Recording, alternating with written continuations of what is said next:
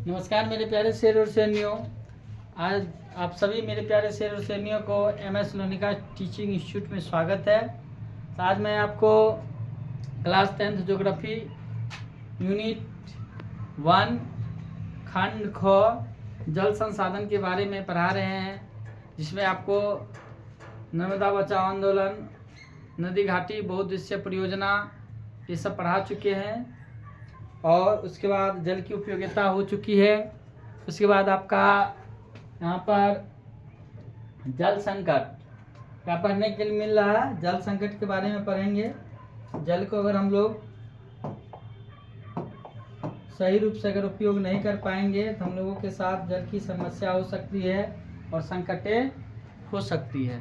तो जल संकट के बारे में हम लोग पढ़ेंगे। कहता है जल संकट, जल की जो अनुपलब्धता जल संकट के रूप में जाना जाता है।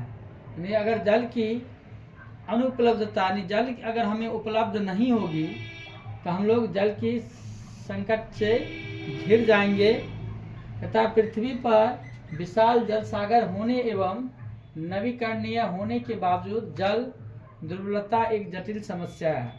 तथा जल संकट के भाव उत्पन्न होते ही मानस पटल पर सूखाग्रस्त या अनावृष्टि क्षेत्र का चित्र उपस्थित होने लगता है। देखिए जल संकट के भाव में क्या होता है। जल संकट के भाव में क्या होता है, ये क्या होता है, मानस पटल पर मनुष्य की पटल पर सूखाग्रस्त होगा और अनावृष्टि क्षेत्र का चित्र, ठीक है ना, उपस्थित होने लगता है।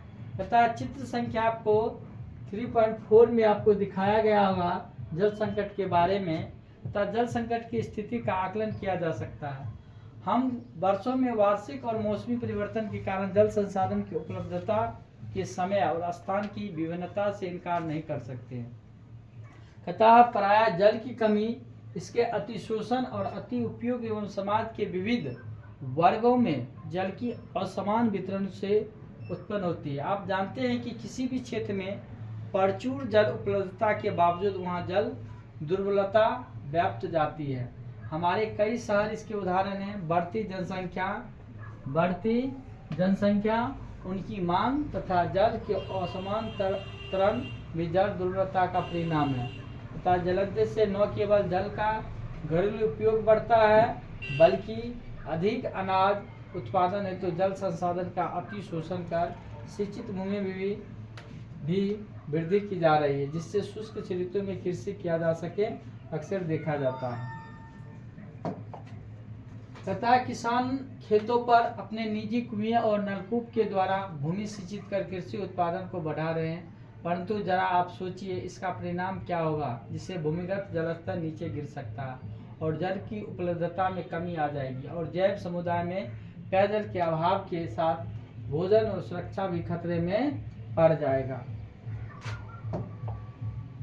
कहता है किसान खेतों पर अपने निजी कुएं और नलकूप के द्वारा भूमि सिंचित कर कृषि उत्पादन को बढ़ा रहे हैं, ठीक है ना। जो किसान हैं वो क्या करते हैं, अपने भूमि में, अपने ज़मीन में क्या करते हैं, पर्सनल अपना निजी कुआं खोद लेते हैं, नलकूप मतलब बोर्डिंग जो जिसे हम लोग बोलते हैं उगाड़ लेते हैं और उसके द्वारा अपने खेत को क्या करते हैं, सिंचाई करते हैं, पटवन करते हैं और उससे क्या करते हैं, अपने फसलों को उत्पादन बढ़ाने का काम करते हैं। परंतु जरा आप सोचिए इसका परिणाम क्या होगा।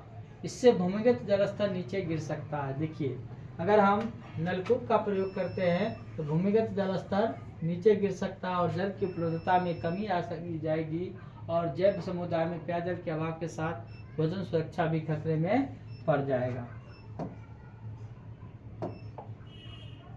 तथा स्वतंत्रता के पश्चात भारत में तीव्र गति से औद्योगिकरण एवं नगरीकरण का विकास हुआ है। आज बहुराष्ट्रीय कंपनियों ने भी अपने पैर जमा लिए हैं। बहुराष्ट्रीय कंपनियों ने भी अपने पैर जमा लिए हैं। उद्योगों की वजह से मृदु जल पर दबाव बढ़ रहा है। इन उद्योगों को संचालित करने के लिए ऊर्जा की आवश्यकता होती है, जिसकी अधिकांशता पूर्ति जल विद्युत द्वारा होती है। देखिए जल से क्या होता है, विद्युत की तैयारी होती है, बिजली की तैयारी होती है। जल के द्वारा विद्युत और बिजली की तैयारी होती है। शहरों में बढ़ती आबादी एवं शहरी जीवन शैली के कारण जल एक विद्युत की आवश्यकताओं में त्वरित वृद्धि हुई है। जहाँ नलकूप लगातार जलापूर्ति के लिए अंधाधुंध शोषण हो रहा है और जल के भंडार तीव्र गति से क्या हो रही है, घट रही है। तथा आप जानते हैं वर्तमान समय में भारत में कुल विद्युत का लगभग 22% भाग जल विद्युत से प्राप्त होता है, जल विद्युत से प्राप्त होता है। इसके बाद है, अभी तक हमने जल संकट के मात्रात्मक, क्या आप जानते हैं केवल कानपुर में 180 चमड़े कारखाने हैं। देखिए ये जीके में भी पूछा जाता है, कानपुर है जो भारत में सबसे ज़्यादा चमड़े का उद्योग का काम करते हैं। कानपुर में 180, कानपुर में आपका 180 चमड़े का कारखाने हैं। उसके बाद है, प्रतिदिन 58 लाख लीटर मल जल गंगा में विसर्जित करते। देखिए 58 लाख लीटर मल जल गंगा में क्या करते हैं, विसर्जित करते हैं। बालू पर चर्चा किया जाए तो, परंतु हमारे देश में कुछ ऐसी भी परिस्थितियाँ हैं जहाँ जल की पर्याप्त मात्रा होने के बावजूद लोग यहाँ प्यासे हैं। बता सकते हैं ऐसा क्यों? इस दुर्बलता का कारण है जल की खराब गुणवत्ता, या किसी भी राज्य या देश के लिए चिंतनीय विषय है। तथा घरेलू एवं औद्योगिक अपशिष्ट रसायनों और कीटनाशकों और कृषि में प्रयुक्त होने वाले उर्वरक जल में मिल जाने से जल की गुणवत्ता पूरी तरह से प्रभावित हुई है, जो मानव के लिए अति नुकसानदेह है। बिहार एवं पश्चिम बंगाल के कुछ भागों में जल के अतिदोहन से तथा संख्या जलमल से भारत के अधिकांश नगरीय क्षेत्र में धरातलीय जल प्रभावित हुए हैं। और भारत को एवं राजस्थान व महाराष्ट्र में इससे फ्लोराइड संक्रमण की वृद्धि हुई है। जो फ्लोराइड नाम की बीमारी है किसकी वजह से होता है, जल संक्रमण की वृद्धि से हुई है। तथा सीवरेज एक अधिकतर नदियां आज प्रदूषित हो रही है, अनेक छोटी छोटी तो अत्यंत ही विषैली हो गई है। तथा जल संरक्षण प्रबंधन की आवश्यकता। आपने अनुभव किया होगा कि जल संसाधन की सीमित आपूर्ति तेजी से फैलते और प्रदूषण एवं समय की मांग को देखते हुए जल संसाधनों का संरक्षण एवं प्रबंधन अपरिहार्य है, जिससे स्वस्थ जीवन, खाद्यान्न सुरक्षा, आजीविका और उत्पादक अनुक्रियाओं को सुनिश्चित किया जा सके और नैसर्गिक परिवर्तन के न्यूनीकरण पर विराम लग सके। जल संसाधन की दुर्बलता या संकट निवारण हेतु सरकार ने सितंबर 1987 में राष्ट्रीय जल नीति को स्वीकृत किया था। याद रखिएगा, राष्ट्रीय जल नीति को कब स्वीकार किया गया था सरकार के द्वारा, 1987 में। सितंबर 1987 में राष्ट्रीय जल नीति को स्वीकृत किया गया तथा कालांतर में कई समस्याओं के उभरने के कारण इसे संशोधित कर राष्ट्रीय जल नीति 2002 के रूप में प्रस्तुत किया गया। इसके अंतर्गत सरकार ने जल संरक्षण हेतु निम्न सिद्धांतों को ध्यान में रखकर योजनाओं को निर्मित किया गया है। आगे बढ़ेंगे हम लोग।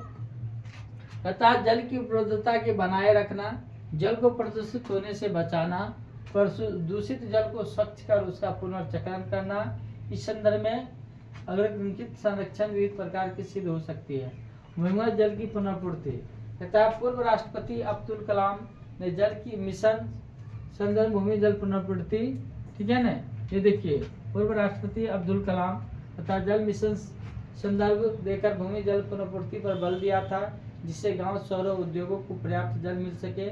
इसके लिए वृक्षारोपण, जैविक कंपोस्ट खाद के प्रयोग, वेटलैंड्स का संरक्षण, वर्षा जल के संचयन एवं मल जल शोधन, पुनर्चक्रण जैसे क्रियाकलापों का उपयोग किया गया। कहता है जल समर प्रबंधन उपयोग कर उद्यान कृषि, वानिकी, जल कृषि एवं कृषि उत्पादन को बढ़ाया जा सकता है। इससे पेय जल आपूर्ति भी की जा सकती है। इस प्रबंधन को छोटे इकाइयों में लागू करने की आवश्यकता है तथा तकनीकी विकास का तात्पर्य है ऐसे उपकरण जिससे जल को कम से कम उपयोग कर अधिक लाभ मिल सके, जैसे ड्रिप सिंचाई, लिफ्ट सिंचाई, सूक्ष्म फुहारों से सिंचाई, सीढ़ीनुमा खेती इत्यादि। उसके बाद आपका है वर्षा जल संग्रहण एवं उनका पुनर्चक्रण। क्या आप जानते हैं कि भूमिगत जल का 22% भाग का संचयन वर्षा जल का भूमि में प्रवेश कर सकते हैं। देखिए 22% जो है भाग जल का संचयन वर्षा जल की भूमि में प्रवेश करने से होता है।